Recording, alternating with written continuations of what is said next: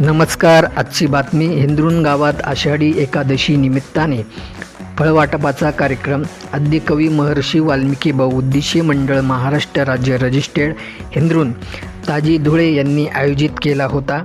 सालाबादाप्रमाणे हे 15वे वर्ष आहे. दरवर्षी वेगवेगळ्या क्षेत्रातील मान्यवरांना कार्यक्रमाला आमंत्रित केले जाते.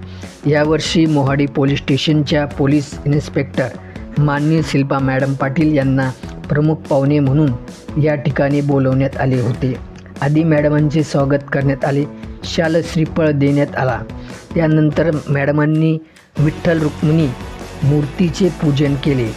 यानंतर कार्यक्रमाला सुरुवात करण्यात आली. फळवाटपाचा कार्यक्रम.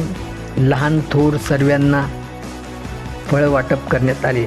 यानंतर मॅडमांचे या कार्यक्रमाला आल्याबद्दल आद्यकवी महर्षी वाल्मिकी बहुउद्देशीय मंडळाचे अध्यक्ष शांताराम भाऊ साहेबराव नवसरे कोळी यांनी मॅडमांचे आभार मानले.